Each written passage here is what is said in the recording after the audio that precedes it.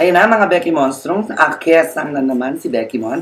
Ngayon naman ang mga i-explore ko sa Yemba, sa inye, ay ang 5 ways para mas bumongga o mas dumami pa ang mga followers sa Twitter. Total na uuso din lang ang mga Twitter-Twitteraka na itembang. Bonggang-bongga pang magkaroon tayo o magbigay, mag-give some simpatashi ng 5 ways kung paano dadami ang follower China sa Twitteraka. Eto na.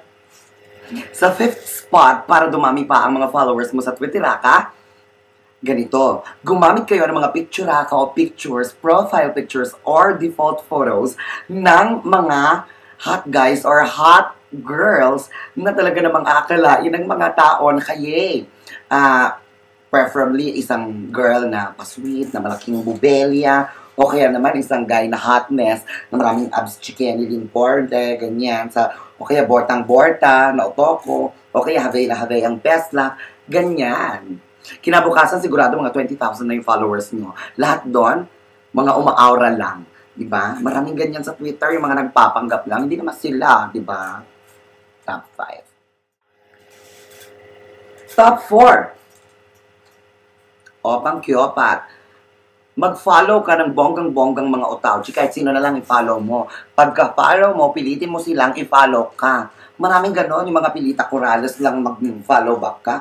Please follow me, skinemper. Wala namang masama sa pag-follow, pero what do you get from following other people na hindi mo naman kilala? Oo, fina-follow ka nila dahil kilala ka nila o may idea sila sa inyo. Pero kung pipilitin ka namang i-follow, di ba? Kung kayong nasa katayuan ng mga taong pinipilit na i-follow kayo, parang, bakit kita i-follow? Wala namang valid reason. Diba? Unless, magpakita ka ng valid reason na, kung desperada ka namang talagang magkaroon ng maraming followers, ganito, gumawa ka ng scandal. Itong scandal na ito, i-upload mo sa internet eh.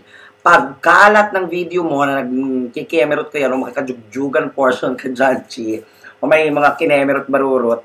Ayan, kasabay ng pagkalat ng videos mo, ang pagkalat ng Twitter account mo. Kasi sa tabi mo may nakalagay, please follow me on Twitter. Habang kumikembular ka, may nakalagay, please follow me on Twitter. My username is Twitter Kemerot Chenilin 40 Kels. Di ba, pwede yun? Umarte. At ang sabi nga ni Alex De Rossi o Miss De Rossi ng Twitter, mas i-follow ka ng tao kung ang mga tinitweet mo ay ka-retweet o ka-RT-RT. Ganyan. Ka-RT-RT ko. Charot, hindi. Kung ka-retweet o talaga namang ka-issue-issue yung nire-retweet mo. Katulad ng love is blind, time is gold. Charot. Hindi. Minsan naman yung mga sensible na mga bagay ang dapat natin i-tweet. Yung tipong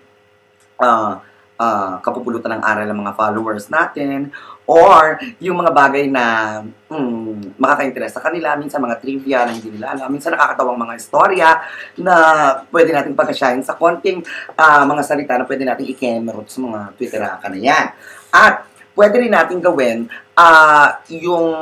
hindi, kasi ang na-realize ko, mas bet ng mga utaw ang makapagwarlahan sa Twitter. Opo, mas bet nila makabasa o makapag-follow ng mga taong nag-aaway. Kaya naman po, ang number 1 dyan sa ating mga Twitter tips para mas dumami pa ang mga followers natin sa Twitter. Makipag-away ka sa isang sikat na personalidad, preferably sa artista, sa politiko, o kahit sinong maraming followers. Pag inaway mo yan, nako, bonggang ipa-follow ka rin ng mga tao. Kung gaano karami ang followers nang winawarla mo, ganun din kadami magpa-follow sa'yo. Siyempre, titingnan nila yung mga sagutan mo. Ganyan. Feeling ko, yung mga mangwawarla, yung mga mangwawarla na yan, nag-aanest ng mga, maka-eksena lang naman, di ba? Minsan, makatalak-talak lang kapag walahan, tapos kinabukasan wala ng Twitter. Di ba? Hindi nyo rin iniisip na mga winawarla nyo, katulad ng mga nangwawarla sa kila Angelica, kina ganyan. Di ba yung mga bashers, mga haters, mga kinemerot, yung mga nangwawarla din sa akin, parang, hindi nyo naman lang iniisip. Tao din naman kami, masasaktan kami sa mga pinagkakatalak nyo, di ba? Hindi naman porket sa Twitter nyo lang kami nakikita o kung saan-saan na mga Chenilin 40 Kels, wala kaming feelings na hindi kami maging apektado sa mga hanasyon nyo, di ba? Di ba?